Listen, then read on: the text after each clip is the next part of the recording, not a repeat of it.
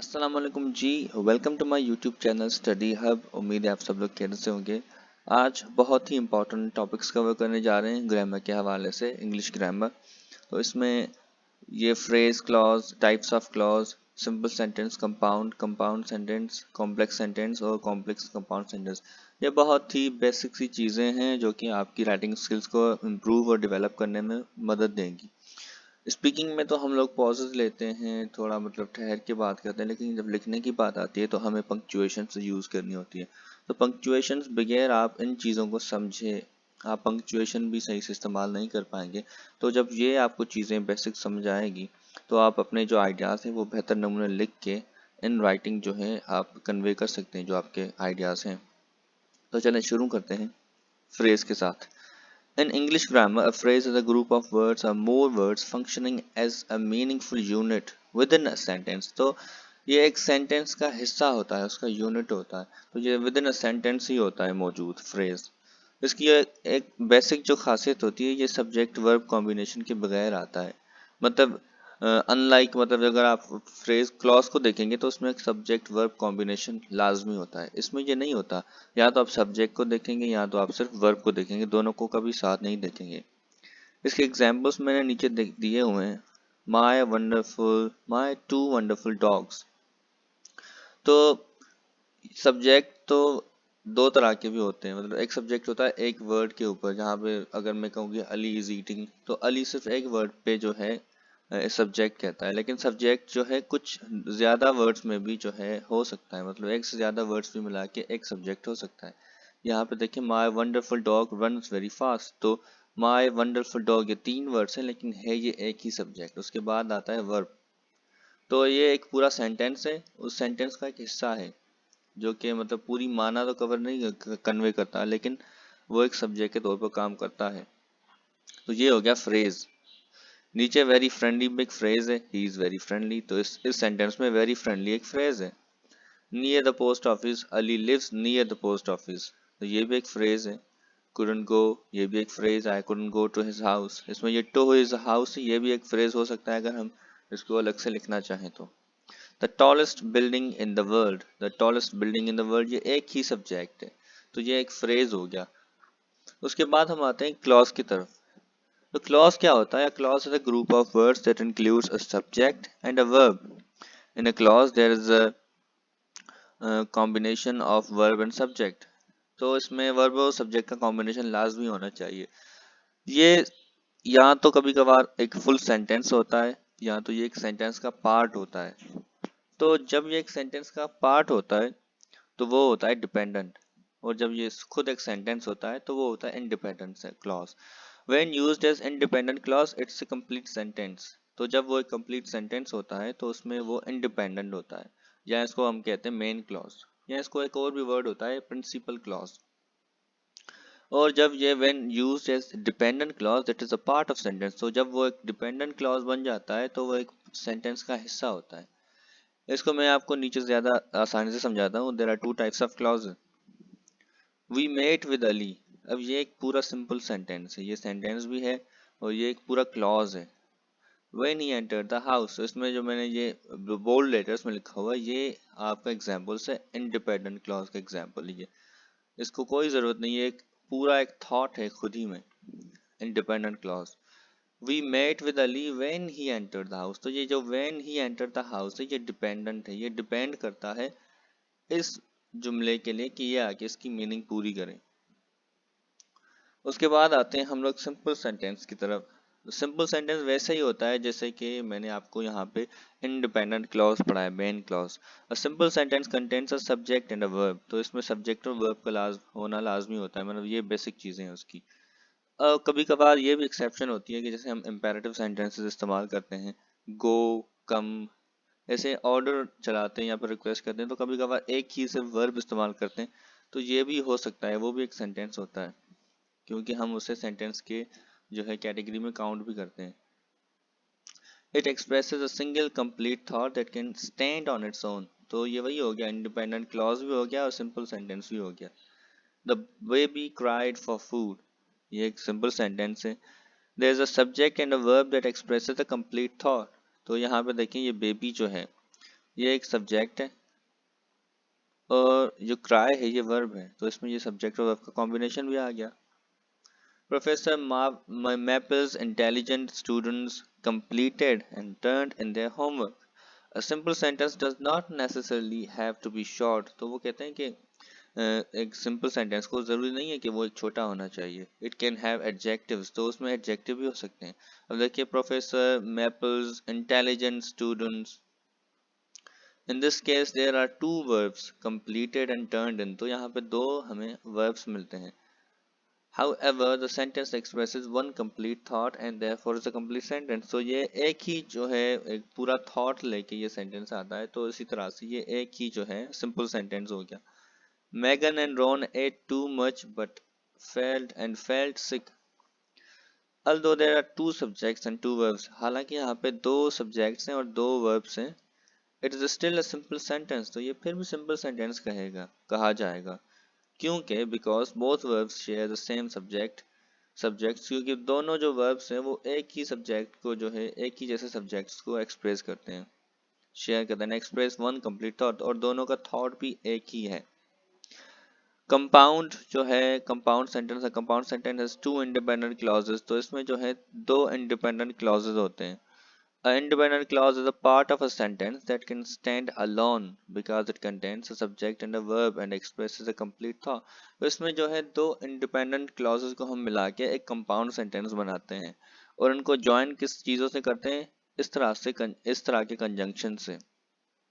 तो ये conjunctions के थ्रू जो है conjunction के थ्रू जो है ये connected होते हैं। इसके examples देखें, the shoplifter had stolen clothes, so तो ये conjunction आ गया, he ran once he saw the police। तो देखें यहाँ पे जो है shoplifter had तो stolen, तो ये verb और subject दोनों आ गए एक simple sentence से, और he ran once he saw the police, तो ये भी देखें अब subject और verb का combination आ गया। ये भी एक सेंटेंस है लेकिन ये कंपाउंड सेंटेंस है क्योंकि ये so से कनेक्टेड है।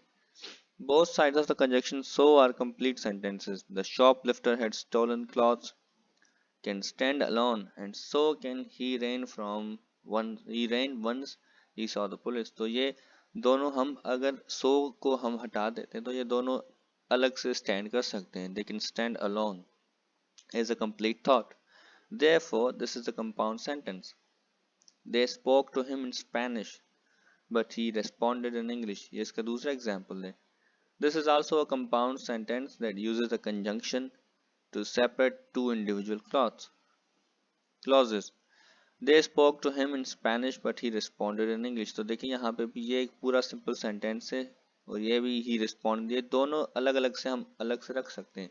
इसको connect किया है but से, तो ये भी एक compound sentence हो गया। तो कंपाउंड सेंटेंस हुआ क्या कि दो इंडिपेंडेंट क्लॉजेस को हम साथ रखते हैं या फिर दो सिंपल सेंटेंसेस को हम साथ रखते हैं, उनको कनेक्ट करते हैं through a conjunction device. A complete sentence is a complex sentence is an independent clause joined by one or more dependent clause। तो इसमें क्या होता है कि एक डिपेंडेंट क्लॉज होता है और एक इंडिपेंडेंट क्लॉज होता है।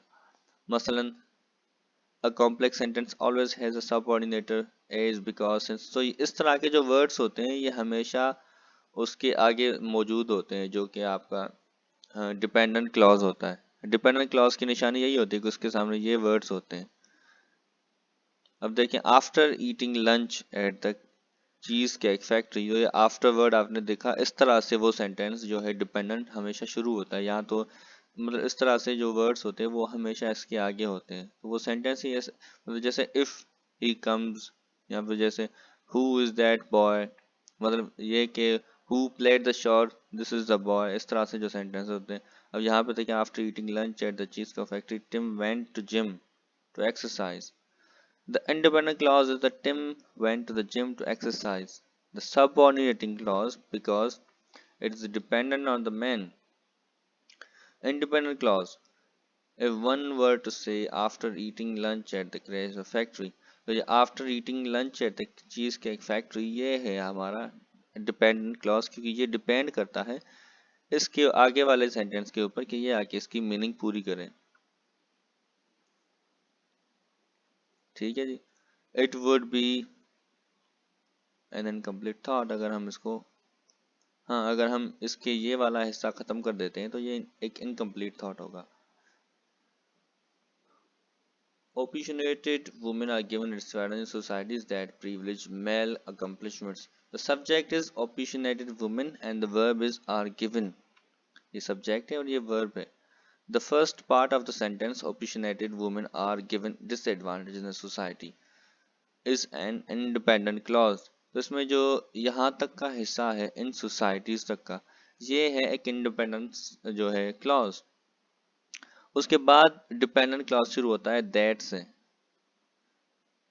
Single complete thought. अगर हम दैट को हटा भी देते हैं तो इसमें कोई फर्क नहीं पड़ेगा इसकी माना में। The following that privilege male accomplishment, तो ये दैट से जो शुरू होता है ये होता है हमारा रिलेटिव क्लॉज। रिलेटिव क्लॉज भी यही होता है कि रिलेटिव क्लॉज वो होते हैं जो कि हमें एक्स्ट्रा मीनिंग देते हैं, एक्स्ट्रा इन्फॉर्मेशन देते हैं इसके जो आप इससे पहले वाला जो जुमला होता है।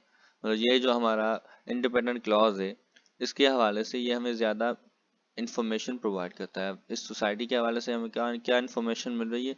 द प्रिविलेज मेल अकम्पलिशमेंट, वो सोसाइटी जो कि मेल अकम्पलिशमेंट्स को ज़्यादा प्रमोट करती हो या फिर उनको ज़्यादा अहमियत देती हो। Is a relative clause that describes which types of societies. The woman who taught art history 2010 oh नहीं 210 was fired from stealing school supplies। तो यहाँ पे देखें the woman who taught art history 2010, तो ये एक एक्स्ट्रा हिस्सा है इसका, अगर हम इसको हटा भी देते हैं तो ये पूरा जुमला बन सकता है।